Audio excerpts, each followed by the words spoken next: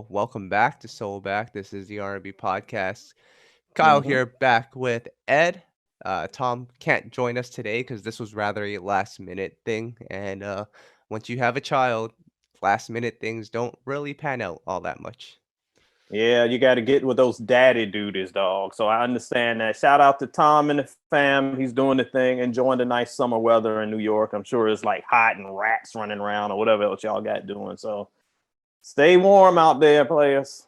hmm So, Ed, it's been a while since we've done one of these podcasts. And let me see if I'm hitting record. Actually, yeah, I'm hitting record. But it's been a while since we've done one of these. And I've actually come up with some interesting facts for you. I've done some research on some food discussions.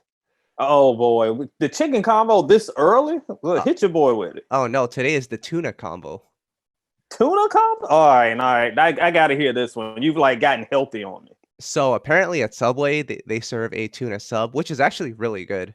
I don't know. I don't I've really have never had it. I don't really have Subway all that much anymore, but their tuna sub is pretty good. But according to new research, there's actually no tuna in this tuna sub. Oh, so I've heard about this. So Yeah. apparently, people had enough time to research the amount of tuna in a tuna sub. What are y'all doing? Like, what? I'm so busy that I have not had time to watch 3 episodes of Loki. But y'all have enough time to research the minute amount of tuna in a tuna sub. Y'all got more going on than I do. That's all I can say. So well, why? Why are we doing this? well, if there's none, then that's kind of concerning, I would say. Well, yeah, because I mean, if you want a tuna out of earwigs and caterpillars. So yes, I would like tuna in my tuna sub. I give you that. However, who thought to do this is my question. That's a good question. But here's a better question for you, Ed. Have you been watching the Encore? Because this is must see TV right now, Ed. This is R&B royalty at its finest. I don't even watch TV. I think the only thing I really watch is like sports. But even I'm locked into this, Ed. Play, I was surprised to hear that you watched it because most of the time, and y'all don't know this, but like Tom and Kyle are not big like TV watchers like that. Tom hmm watches nothing but old baseball games. But yeah, like everybody's on this, and I realized watching this show, I am out of the practice of watching raggedy reality TV mm, because the camera zooming in on the mansion and people bickering for absolutely no reason, and they always have the stereotype characters because they yes. got the person that's going to disturb everything. You got the victim, you got the mama, you got the same characters, and boy, I know they're your girls. I know you love Cherish. Yes. But them chicks, somebody needs to ring them in. Um, so let me just say this first of all. Oh, no, don't get on this thing defending the Cherish No, girls. Do well, your hold on. go ahead, go ahead, go ahead. First of all, this is a reality TV show, and I want to Mm-hmm. emphasize on reality TV. So there's going to be certain characters that are portrayed a certain way just for ratings. We know this. Of course, of We know course. this. So I'm not going to be on here to say who's right or who's wrong and who's crazy or who's not, but I'm going to have to defend my Cherish girls on this one because here's the thing, Ed, and we Uh can huh. relate to it based on and you didn't see the last episode, but I did. So Yeah, I didn't they see the most recent one. so I'll paint it like this. They were all in the studio recording a new song, and throughout the whole 3 episodes that I've seen so far, the biggest problem that the Cherish girls have with the 702 girls have is talent and commitment. And on that 3rd episode when they were recording a new song, um, one of the 702 girls wasn't feeling well, so she had to leave the studio session early, Mm-hmm. which adds on to the frustration that the Cherish girls have on commitment and I guess talent, more so commitment. So I understand why they would be upset. You do. Yes. Let me break it down for you, bro. And again, as we start every podcast, because we have to have this disclaimer. Any words coming from the mouth of the black man should be attributed to soulandstereo.com and not, I got Mm. soul.com. If you get mad, holla at your boy. And I'm gonna say that like wait till we start talking about T-Pain, but we'll get to that later on. So, yes, look, let's be real. I love 702. You know, I'm a big 702 stan. 702 were never the greatest vocalists of all time. We all know that. That is what it is. And Mila did the heavy lifting. If that wasn't clear in 1997, it's very clear now. Mhm. That being said, the issue I had with your girls, we got two issues. Number one, they act like they are freaking female babyface. They are Mm. Diane Warren. They are the greatest songwriters of all time. Yes, you wrote some hits. I defended them early on when Twitter was going crazy and was like, who are these one-hit wonders running around the studio? No, Mm. they have great writing credentials. But let me pull these receipts up, ladies, because if you look at who actually were bigger stars in their era, 702 got way more hits than Cherish. Don't say they don't, but they do. Respect where they came from. Number two, yes, I understand that we're talking two generations and we're questioning the commitment. The whole point of this experiment is bringing these women together to find common ground and working through it. There is a way that you can make this work in a group without ostracizing people that you think are too old or can't sing. Find a role for them. If you're such musical geniuses, you should be able to find a role for them without. And I mean, I haven't watched the last episode, but if you telling me somebody's sick and you mad because they had to go, man, let them be sick and go instead of being sick in the studio. Like, whatever. I don't see the big deal. But no, these chicks love picking on my girls, and 702 got too many hits on that wall back there for y'all to be dissing them like that. Y'all don't leave my girls alone. Well, here Iris was babe back in 97. I will not stand for the slander. well, my first hot take of the day is that Cherish's second album is better than any 702 album. Oh, no, we lying on this day, I Well, see. actually, no, I can't even say that. 702's first album is really good. But Yes, but thank you, the thank you. other ones, maybe I'll give Cherish the nod. Although the The, second one is pretty good too from 702. the second one is better than their third one. That's about all I'll give you. The Yeah, because the third it's weird, Ed, the third 702 album, the Star album, it's one of those albums, like, when I listen back to it, I don't recall it being that good, but if you go on Twitter, everyone calls that, like, a five-star classic. Why is that? Trying to break down why people call anything a 5-star classic these days, it's maddening to me. We just had the release of Tyler the Creator's album yesterday, and people are calling that a 5-star album. And it's a really good album, but I think we're in an era where good mainstream albums are so rare Mhm. that people will call a 4-star album a 5-star album. So between nostalgia and just skewed expectations and lower bars, everybody gets 5 stars. So Oh, I pay that yes. number. Oh, yes.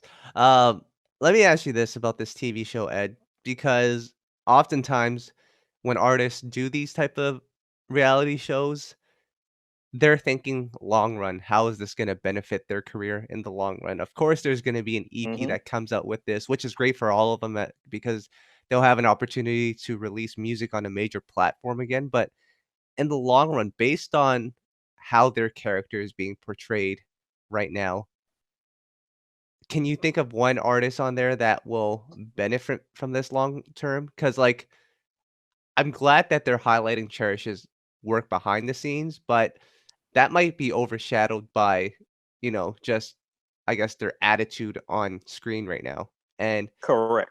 I don't know if that's gonna help them long run. I think Nivea, who has now had, like, that comedic role, I think I think if you know Nivea, you know that that's just how she is, but I don't know if that's gonna really help her with her music career. It might add some opportunities for her elsewhere, but when we're talking music opportunities, I don't know, like, can you see any one artist on there that this will really help?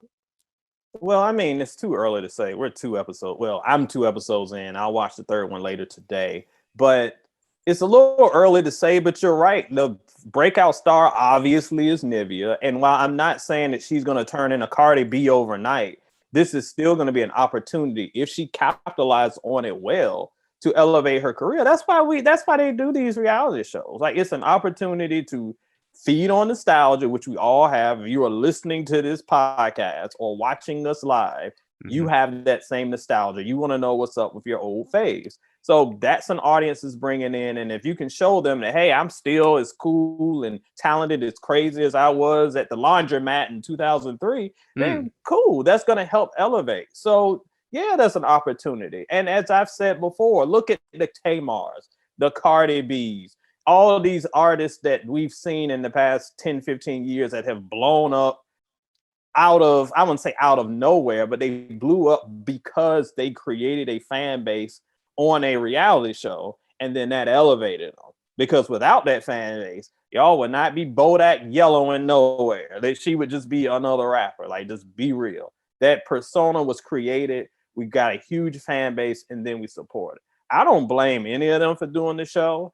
And even though we might kind of look at things from an old school lens of, all right, what material, what music are you dropping? What classic songs are you going to be providing? In 2021, the large majority of mainstream fans don't care. Are you entertaining? Do I like you? Then I'll support whatever music you drop. So This is we true. could see Nivea blow. I don't think we'll see her blow to extreme levels. But yeah, it's an opportunity for her to elevate. Yeah, I think the show has done better than I thought it would. It's actually been received very well, especially on social media, which I think was the whole Of purpose course. of it, was to put them in a new light in this new landscape of Twitter and Instagram. So I think it's done its job. And it's mildly, I wouldn't even say mildly, it's very entertaining. So I can't wait to see the next episode.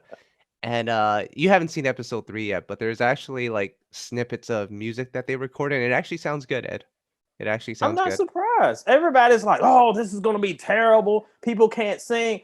People can't sing. You know how much stuff that I hear on these internets that y'all say is so great from people who can't sing? That ain't got nothing to do with it. So there is an opportunity to make decent music if they all get on the same page. I have no doubt about it. I don't think it's going to be the best album I heard this year, but will it be listenable? Yeah. Look at all that veteran talent there. Like, Mhm. no, it'll be something decent for sure. Exactly. Um, let's talk about some new music that came out over the last, I guess it's been a while since we've done one of these. I'm just gonna throw some out there. You tell me what your favorite was, or just ones that you want to highlight. So, of course, we have Okay. hers. We have hers album, Back of My Mind, which we'll talk about in a bit. Justine Skye's new album. Um, Kenny Lattimore has a new single out. Jasmine Sullivan has a new single out. Neo has a new single out. Snoh Aalegra has a new single out and a new album to come. Ed, can we talk about that album cover really quickly from Snoh Aalegra? Oh my gosh. You know, I don't know if y'all have seen it because it kind of went viral maybe a week or two ago. It reminds me, shout out to my 80s babies. They Mm, used to have these things called garbage pail kids. And they would have these weird, like gross looking little babies or snot running out their nose and like doing all this weird stuff. It reminds me of like an updated garbage pail kids thing. You got Snow looking beautiful like Snow does, but let's put like weird drawn stuff all over. It was like something out of dreams of Tyler the Creator. It's weird, but yeah, it got attention. But I couldn't read. I don't know yeah, about you, Kyle. yeah, The other, along with the album art, they also had a track list. I could not read those tracks. Like who could read this? yeah. Like it was scribbled by a 4-year-old.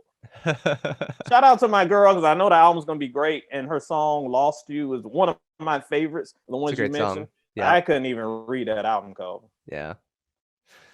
That's why I'm gonna have to go on iTunes and just look at the text version because I can't I even. hope I hope they don't get cute on the iTunes because I couldn't I could not read that thing. But of the things you mentioned, just real quick, you can go to Soul and Stereo because I've got a review of her, talk about her in detail a little bit later on. Yeah. Thought it was okay.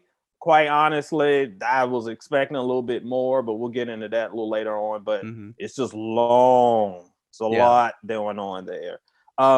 I love Kenny's new single. Kenny, one of the best vocalists of our generation. Once again, he delivered. Loved his. Talked about Snow. Love her song. She giving me 2021 Sade vibes on that one.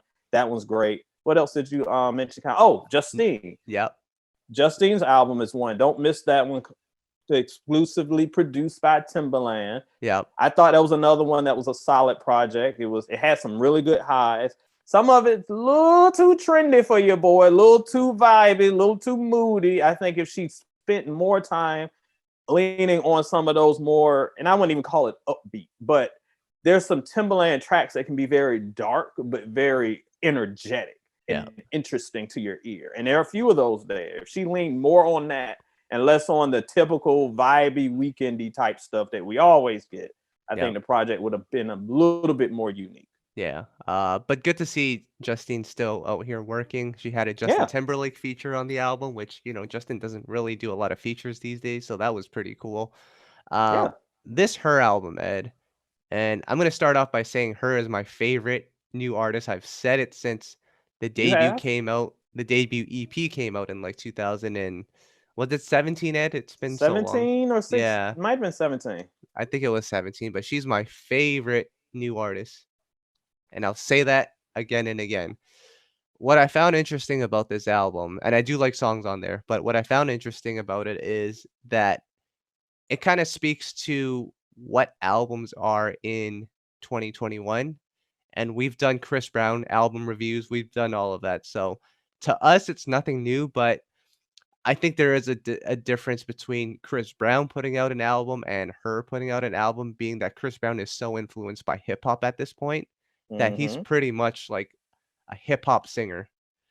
Her I've always viewed as like an actual R&B artist, musician, so the way I look at or expected these albums is a little different, but in its totality and how it's formatted, it's pretty much the same, Ed. It's 20 something songs. You've got features with the biggest rappers in the game. Um, I think that's just how albums are in 2021 now. Like that's the setup for it. Just because it is doesn't mean it's right. Again, the following statement will be from soulandstereo.com. Not I got soul, so leave my boys alone. Mhm. Because y'all bring me up here to keep it real, and this is what I do. The Her project to me wasn't even an album, it was a playlist. And here's why.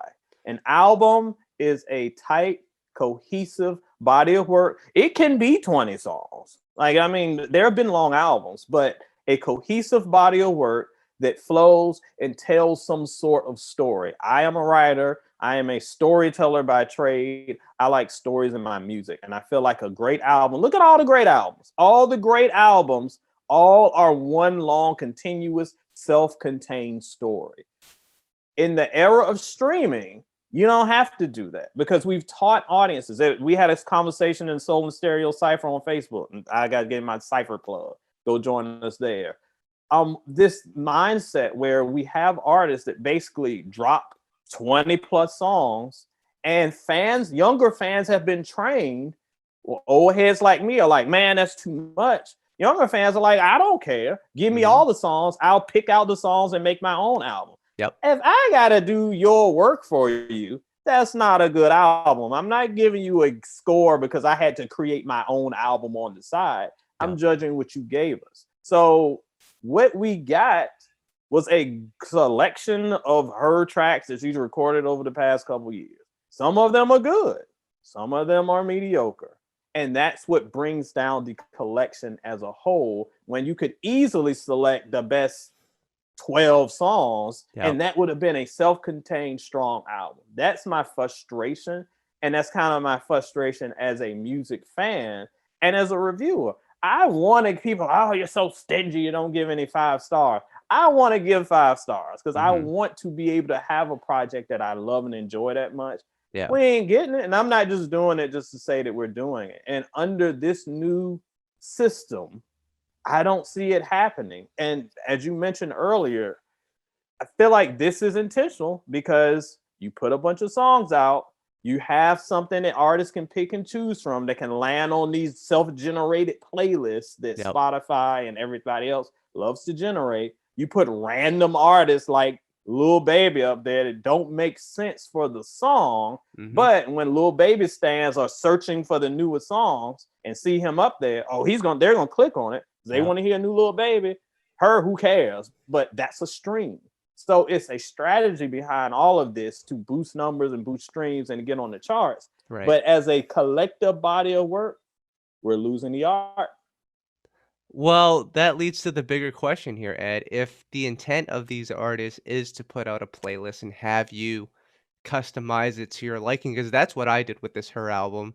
I took out some of those records, and after that, it felt like a more complete body of work, which is funny because then less is more. But if the intent of the artist is to allow you to create your own playlist, can we really judge it as an album then? Like, that's where it kinda becomes a gray area for me because I don't think it was the intention, and I might have to go back and, like, read H.E.R.'s interviews just to see what she said, if she thought, "Hey, this is a full body of work from top to bottom." I mean, I don't think they're gonna say, "Hey, this is a playlist and pick out my favorite songs," and, just call that the album, but, I don't know, it's just an interesting time, like, over the last I mean, I think it really started with the Migos or Drake, and then Chris Brown, like, took it to, like, another level, but Good God, he did. it's just a different way to consume music now. It's not the way that I prefer to, but I don't know because we even had this discussion, Ed, like, what are some albums that you can think of that have a whole lot of features on an R&B album and that you would consider a classic? Because I can't really think of any off the bat.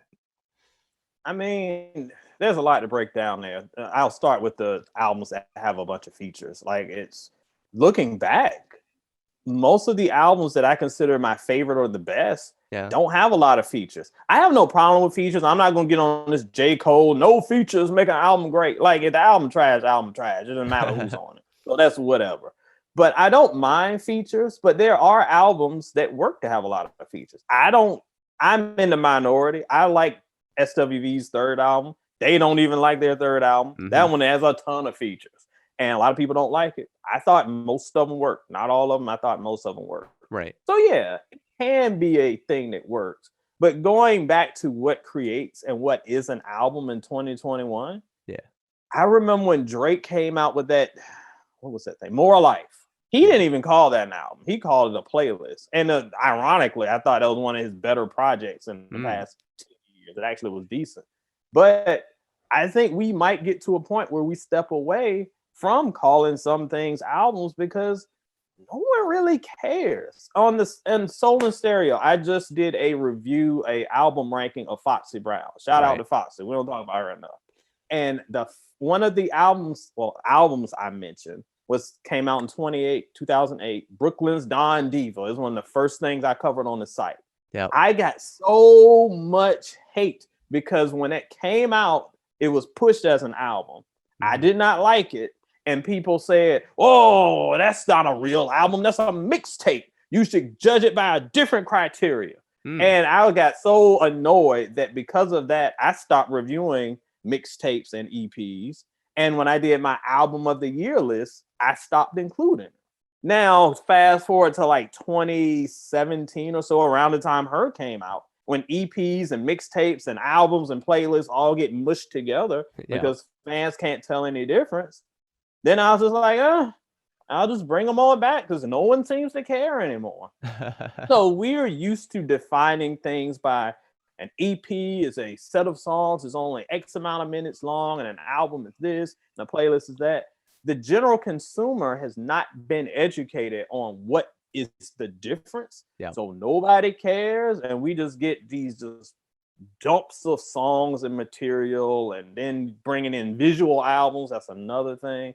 Yeah. It's a hot mess in these music streets. All I can do is just continue to judge what we get and then judge what we get by its quality. So if Her give me 21 songs, I see what you did, Kyle. You made your own album on the side. You're gonna rock those. That's Yeah. cool.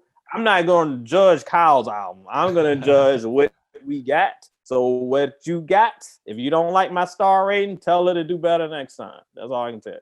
Mm. Well, I'm curious because, I mean, even when you think about Confessions, which I think we can both agree is like a classic, that had what, 18 songs on the deluxe version, and that album was way too long as well. So Yes, and it that's why I didn't give that 5 stars. And people got mad at me. Same thing. yeah, so it's not just a 2021 problem. I think just having that many songs, it's very difficult to put together a cohesive album. So, Very much so. but it's about streams now. It's about numbers. So we got to just leave it at that, Ed. Player, it's a numbers game, and unfortunately, we have figured out the industry has figured out the cheat code to all of this stuff, so it doesn't matter. Like, you know how to play the game mathematically, so Mhm. that's how you. There's no reason, there's no coincidence why all of a sudden everybody's breaking all these records that have been Yep. standing for 20, 30 years. Now Yep. every week Ariana Grande broke this record. Nicki broke this record. Her broke this record. Like, it's not a coincidence. It's because the numbers have changed, the system has changed, and we're also weighing new metrics against old metrics. I don't think that's fair, but here we are. Kyle, you can probably break records in a couple weeks if you drop an album. Go do something. I'll promote it. Yeah, I remember when being a platinum selling artist meant something, but It was a big deal. yeah. Now the Catch Me Outside girl got like, she's like quadruple platinum. I'm not even joking. Yep. Well, I'll tell you what, Ed, with all of this going on, I'm starting to see albums come out. I'm still waiting on that Usher album. I don't know about you, Oh boy. but I made a statement yesterday. If this Usher album is not at least a 4.5 out of 5, according to the Ed scale, Mm-hmm. I I'm gonna retire from R&B for good. Like, I'm gonna just stick to 90s, and let me tell you why. Because I had 2 great hopes for R&B to make this ultimate comeback. Okay. One What are they? was Justin Timberlake reuniting with the Neptunes. Now, they did that on the Woods album, and I don't think that was a bad album. However, it didn't do what it was supposed to do. So, It did not. strike 1. The second one was Usher reuniting with Bryan Michael Cox and Jermaine Dupri. This is supposed to be the ultimate return to R&B. This is supposed to change the game, and I am hoping, Ed, it's at least a 4.5. Is that too much to ask Well, for? first of all, yes, it's too much to ask for in 2021. But I will say this. I understand what you're saying about having our hopes and like wanting to bring that feeling back. I have long since understood that it ain't happening. Like, the landscape is too different. Even if someone created something using the exact same tools, exact same metrics, exact same producers, got an exact same mindset of they did of their classic work, I still don't think it'll work because it's just like the world is just different, Yeah. and the consumers are different, and our ears are different. I don't know they will ever have that. That said, though, while 4.5, I'll have to see about this Usher album. The thing that I will give you, so you can breathe a sigh of relief and sleep a little bit better at night, every single song we've heard has been great. Yep. Every single song. I have not heard every single song has been great. So as Yep. long as it's not 3 great songs and basically the A album, we should be all right. Although, if it's 3 Oh great boy. songs on the NDA album, that's still better than, like, most albums. Yeah, I would still like. I mean, you at least get a 3.5. That'll get you like right there. Just give me something decent. So That is I true. have I say this very measured tones. I think it'll be good. Mhm. I guess I'll leave it at that because I don't want to say I have high hopes and then I'm disappointed. Yeah, that's the I think it'll be good. I've been fooled a couple of times on that. But You and me both. I will say this, because I was inspired by Derek Dunn's review when he went back and revisited the Looking for Myself album. I myself Yes. went back to listening to that album, and it's not that bad. I remember I I told I y'all in 2012. I remember It's not hating that that bad. album. It's not that bad. I remember when I first started working with you guys, you and Tom, and you two hated that album. And I'm like, that album isn't bad, y'all. It's just, again, different time and space. It wasn't what your ears were looking for. But judging as an album, it's not the best album ever, but I thought it was solid. And if he put out that album today, well, I was gonna say if he put that out as Confessions 2, I'd be disappointed because why would you call that Confessions 2? That's not a evolution of Confessions. But if he dropped that album today, it would be one of the better R&B albums this year. Not That's there's true. much competition, but yeah.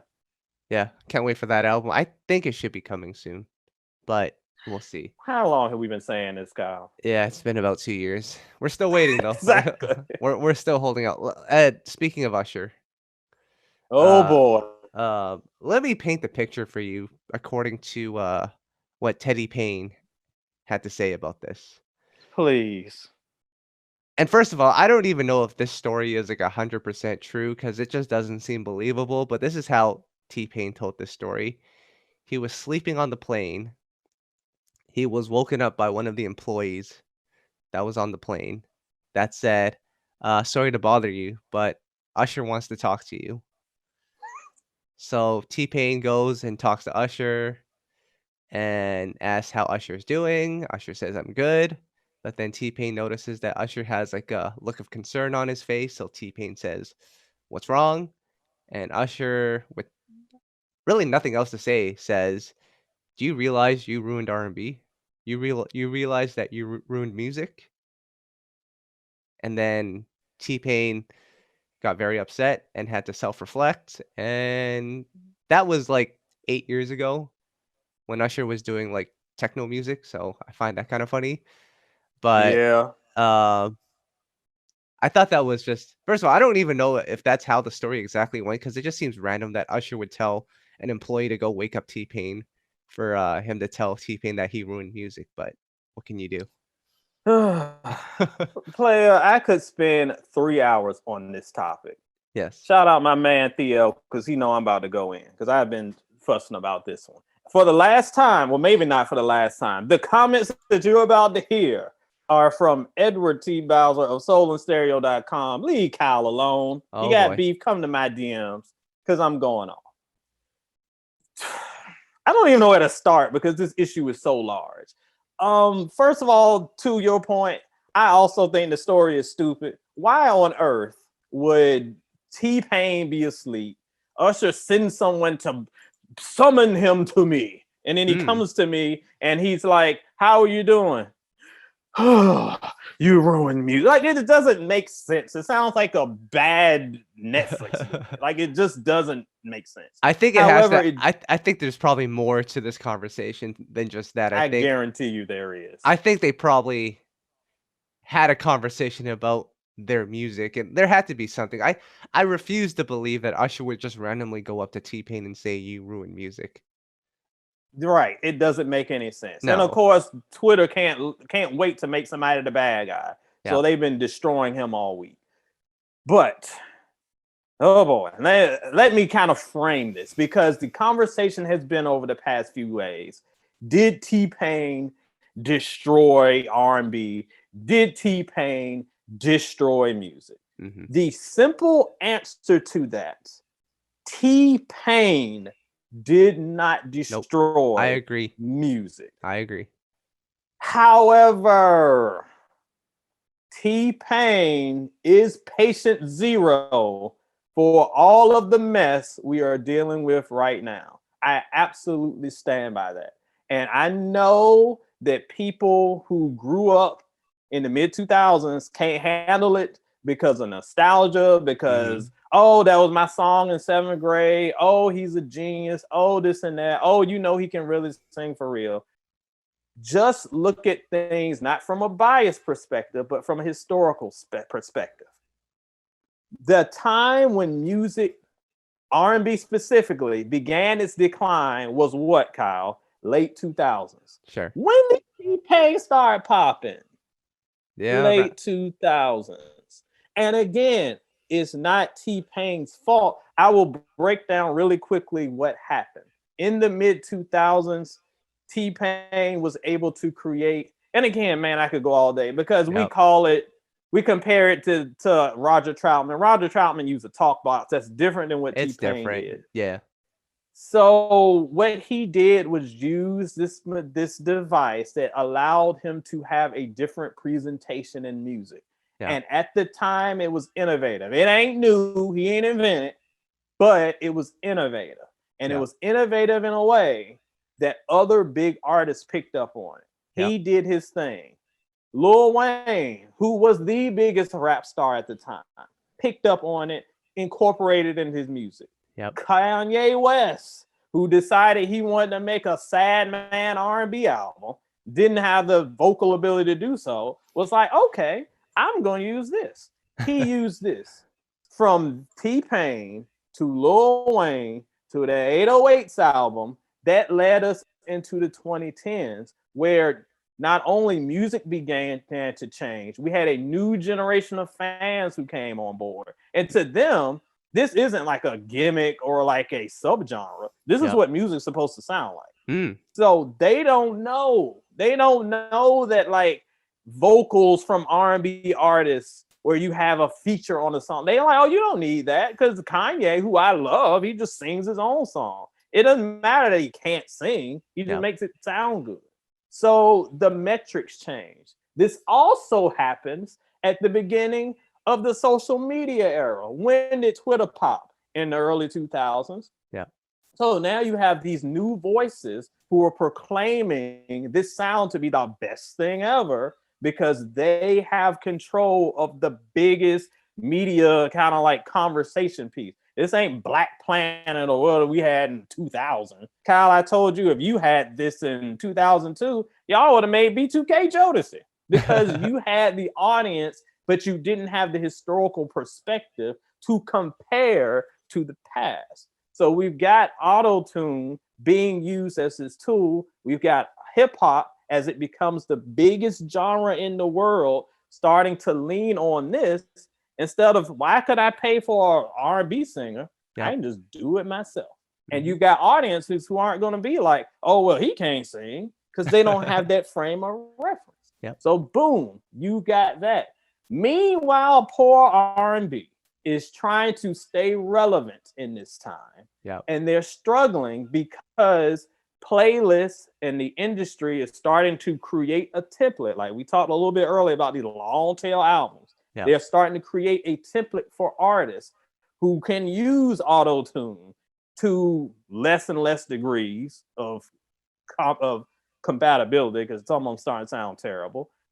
They have created their own thing. R&B is like, what about us? We're fading. So what do? Usher's pointing the finger, but guess what he did? He started doing it too. So we got a point where R&B spent so much time catching up to this, it lost its identity. And when it lost its identity, it fell to pieces, and now where we are in 2021, where we get 2 R&B albums a year. The only R&B artist on the mainstream charts is H.E.R. Everybody else struggling to get attention.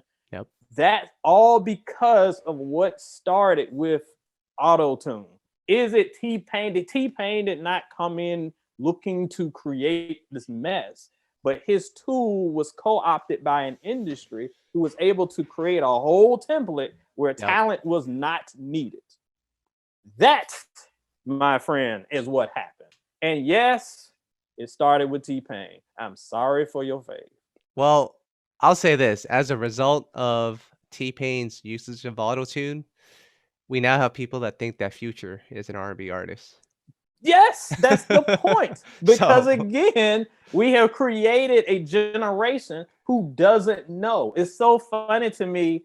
I saw on Twitter a couple of weeks ago. I can't remember the song. It was a relatively new song with a rapper, and it was featuring a legit R&B singer. And they were like, "Man, songs sound just great when you put a real R&B singer with a rapper. It just sounds so great." And to me, I'm like, "Oh my gosh, were you born 3 days ago? Like this was how it was supposed to be." But they're so removed that people just don't know. It's sad. But this is where we are. So look, I'm not gonna talk about T-Pain, and I'm definitely not gonna defend him because people will say, "Oh, well, if it wasn't for auto-tune, it would have been something else." Probably, but it was auto-tune. Like you can't deny the facts that it did shift drastically when that was brought into the conversation. It completely changed what talent looked like. And for the genre that we love, everybody's listening to this podcast. You love R&B. You love great vocals. You like great storytelling. You might like hip hop, but you don't want your R&B to sound exactly like it. That is where the line was crossed, and we still have not gotten back. As much as I talk about New Jack Swing, I know we love it. I'm kind of not the biggest New Jack Swing fan because it got oversaturated. New Jack Swing lasted 5 years. We on this T-Pain auto-tune train for over 10. I'm tired, dog. Well, Ed, I'm going to say this. First of all, I can't believe that Jay-Z was not able to kill autotune with that song. But nope.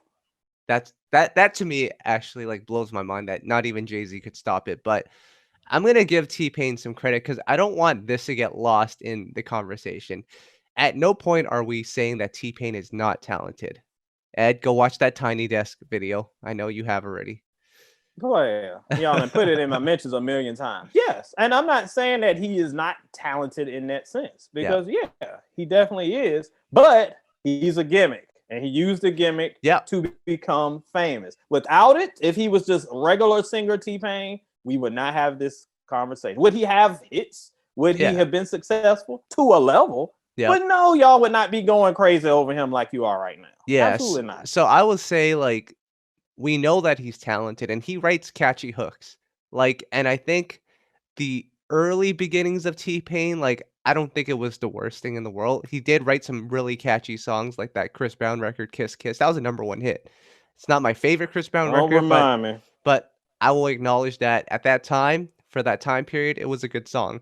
Um, but it goes to your point that it almost comes off as a gimmick because he even admitted, I don't know if you listened to his first album, Ed, but pretty much like 90% of that album had no autotune. But Yep. guess which was the one song that popped off? It was the one with autotune. Exactly. And That's the point. he realized that and he said, "Well, what would make sense? Should I go with the stuff that didn't pop or am I going with the stuff that became a hit?" Logically speaking, if you're thinking money rather than the art, you're going to go with what popped. So I can't even really blame him for that. He just made a business decision. Um, Now, did he anticipate that everyone would be doing it in 2021? Probably not. So I will agree with you that it's not his fault, but we really have to look at the long-term standpoint and the ramifications that were brought to the table because of this. Again, I don't think autotune is the worst thing in the world, and I will say that T-Pain probably uses autotune better than anyone else out there because he's actually hitting notes. If you hear some of these new artists trying to use autotune, it doesn't even like musically make sense. It just sounds like No, robots. But all in all, I'll say that is T-Pain gonna take responsibility for killing the genre? Probably not, and I don't think he should, but I think we have to be open and understand that things are the way that they are right now because of what has come before us, what came out, and when I look back at that mid-2000s when T-Pain was auto-tuning, I think Akon was in the mix as well, like, you can hear a lot of that in what's here today. that's all we're saying. If you love T-Pain, you can continue to love T-Pain. Nobody's canceling your fave. Nobody's telling you not to listen to him. It's not an old man rant. It's just history and facts and the way the music industry evolved. So yes, everything Kyle said is 100% correct. What he took was a small gimmick and he took it up and up and up. The thing that annoyed me is when he started dressing like a freaking ringmaster and like literally became a circus act. That is when I was like, okay, dude, it's time for you to sit down because you're getting on my nerves. So that's when I got really annoyed. But this was a tool that he used that picked up and that unfortunately led to the downfall. I'm not saying that we diss him as a human being. And let Mm, me make this clear too, because this is why I also did not go into detail on Twitter, because he came and said that like he suffered so much depression. Look, players, don't get your thing, don't put tag me in your think piece. This is not an attack on mental health. You know how they do, Kyle. Oh, yes, you're attacking a mental health patient. I'm not attacking a mental health patient. yes. I'm looking at the historical context of what we're doing. And I'm not personally attacking them either. But he took a tool, it was overused, it was overutilized, it was kind of mistreated. Now Mhm, we just got rappers that just use it. Like, why are you using it? Like, yeah, you're not, there's no robotic harmony. You're just using it over your raps. yeah, Like, it just doesn't make any sense. This overuse is tired. And unfortunately, R&B was a severe casualty because it took them out of the charts. Our veterans, in an attempt to be relevant, started trying to do it too. mm, Sounded awful and horrible. I'm sorry. Even my faves sounded horrible.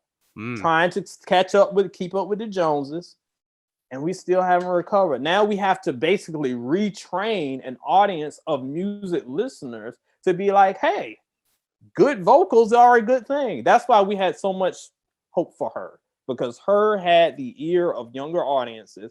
And yeah, we're like, here's artistry. Here's a woman who's actually singing.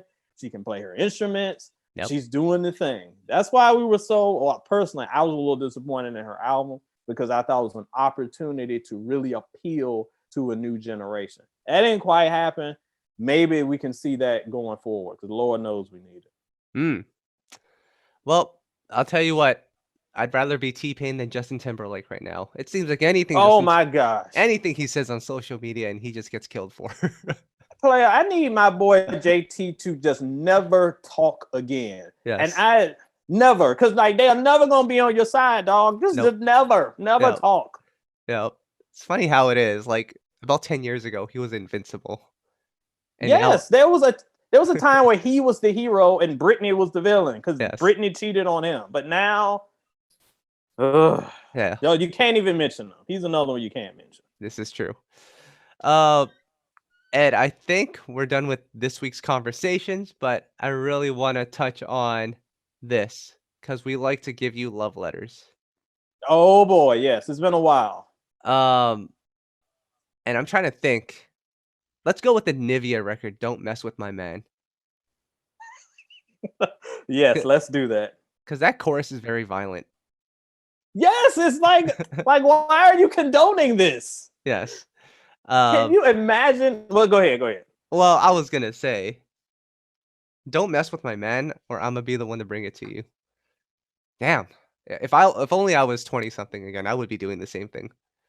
Player, but you are like documenting a case on record. Like you are committing crimes and you're leaving a paper trail. It's like they said on The Wire, like, don't take notes on a criminal conspiracy, player. You're putting your business out there. If you're going to do your dirt, do it in the shadows. Like Aaliyah said, like, I'm not just anybody. Like, do that. Don't be like, okay, I'm going to tell the world I'm going to kill you. Well, then what about the Brooke Valentine record, Girl Fight? I think we were joking earlier. I think if Girl Fight came out today, boy, the think pieces would not be happy. No. Because they were like, you are condoning violence against our queens. But back then, we were just like, oh, this video is ridiculous. Because they're just beating each other up. Yeah. But players, if y'all got to throw hands over these dudes, they probably ain't worth it. I'm sorry. It's probably not worth that. If you send that love letter to me, that's what I'm going to tell you. Your issue is with your dude, not the other person. They have no loyalty to your relationship. You got to get mad fight the dude. Don't fight the girl. But instead, it's going to be a girl fight. Shoutouts to Brooke Valentine. It will definitely be a girl fight. Yes. Ed, I think that's it for this week's podcast. It's been a while since we did one. We'll have to do one again soon. But until then, what's going on with soulinstereo.com? I see you've been doing your album reviews and your rankings as usual. Man, I've been busy. And yeah, it was good to be back because we actually had something to talk about. So yes, now that albums are starting to drop, maybe we'll be more frequent with these. Yeah. But yeah, check out soulinstereo.com because we got reviews of H.E.R. I can go into more detail about the highs and lows of that. I reviewed Doja Cat's new album. I was a huge fan of her last one. This one, but I'll go into that detail a little bit later on. Of course, my album rankings. I ranked our girl Jill Scott, her discography from bottom to top. Foxy Brown from bottom to top. New love letters. I don't know why Fabulous is on Instagram publicly thirsting over Claudette Ortiz, but he did. So I will weigh in on that. Ed, I mean, I can't blame him, but still. I think it's fair game. It's Claudette Ortiz. Wait, what? I'll go into detail on that. Go check out the post. That's all I got. Wait, what was your take on it? Give people some context. I'm actually curious about this. So Fabulous wrote an appreciation post and put all these like bikini pics on Instagram of Claudette. And people are like, dude, aren't you? I don't know if he's married or like, I don't watch the Love and Hip Hop. So I don't know what his relationship is, but he definitely has a relationship with old girl. Like they got kids together or whatever. So people were like, isn't that a bit too far? And just a short version of what I said. Look, we're humans. You can recognize another person as attractive. I can recognize that Claudette is bad. I've recognized this since 2000. Yes. But I am not, as a married man, going to go on Instagram and create a collage of somebody that I think is attractive. Yeah. That's the difference. That's true. So rein in the thirst is what I'm asking. So check that out. And also, as we mentioned always, if you want to go on Facebook, in a place that don't suck, go to the Soul and Stereo Cypher, just throw it in the search bar, join the fan. We've had a lot of new members in the past couple weeks, so just come and have fun. If you like listening to the stuff that you heard in this episode, that's us all day in the cypher. So check us out. Someone wanted me to ask you, did you ever knock a guy out because of a girl? Have I knocked a guy out because of a girl? Yeah, have you thrown No. hands? Oh, that's very No, because like I said, if I ever have an issue, I guess there are two things. Like if my girl is cheating on me, my beef is with the girl, not the dude. And then the other issue is if like some dude was just like being creepy and like making my girl uncomfortable, which has never happened. So no, I have not thrown hands. Let me clear this up because I don't want to get canceled. But yes, there have been issues with me and a female partner with another person, and my beef was with the female partner. I didn't beat the people up, so don't start that. But the beef is with your partner, not the other person. The other person has nothing to do with the relationship. Keep that in mind, y'all. I like how rationale your thinking is, but I'm still telling people you gave that girl a diamond cutter. Yes. That's what we're doing here. RKO out of nowhere. That's what I did. Yes. As far as me on, I've been doing a couple of cool interviews over the last week or so. I interviewed Tim and Bob and Bobby V 2 weeks ago, and then last week I did Jonte Austin and Troy Taylor. Really, Ed, we're just trying to celebrate these artists, these producers, but also the brotherhood between these producers and the work that they've done together. I think that's important to highlight as well.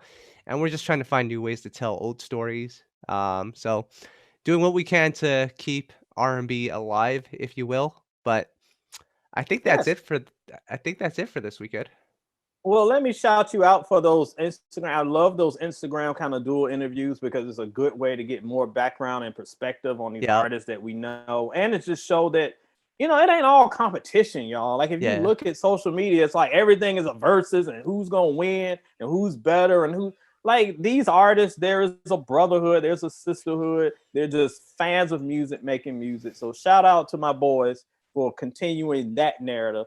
Everything ain't got to be beefs and wins and losses.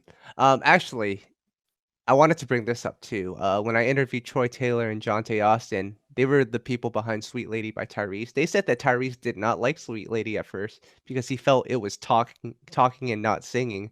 To me, when I listen to Sweet Lady, it sounds like singing to me, but we got to put it into perspective. That came out in the 90s. So if you listen to it, it does sound talky for the 90s. But you listen to it today, where people are literally talking with like barely any background music. Good Lord, it's an actual beautiful vocals. But I can hear him in 98 thinking, in any other day, like it sounds like he's literally talking his verses. I love stories like that because perspective, if he only knew 20 years later what it would look like. Yes.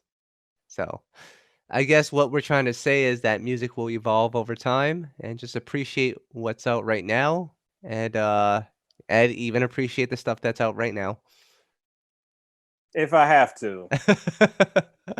So, guys, I think that's it for this week. I appreciate everyone for tuning in. I know it's early. I know it's been a while. And we'll see when we do this again. Really, we have to start planning for these because, and I think music is starting to pick up. We're starting to see a little more of a frequent release. So we'll maybe you'll see us more in the future. So until then, Ed, I think that's it for this week. It's been fun, and go get your tuna sub from Subway. I will make sure I don't do that because I'm not sure what it is in that tuna sub from Subway. I'll stick with my chicken like Tom in his honor. But don't get the chicken nuggets because I think it's like not chicken either. It's like that pink stuff. Is there any real food anywhere? Like there's no chicken in the chicken nuggets. There's no fish in the fish. Yeah. Like what can I eat? Vegetables. Can I get a kangaroo burrito? Like what is it? I don't know. But I did read that McDonald's. I don't know why I read up on McDonald's such stuff so much, but there's a new Big Mac, but they use like bigger patties. It's like their biggest burger yet. I might have to stop by there for lunch if we're doing that. It's called like a Grand Big Mac, if I recall. Go check that out. I'm gonna see what's up with that Thousand Island dressing all over my mouth. Yes, make that happen, dog. Oh man, don't be throwing hands at the employees. That's all I ask.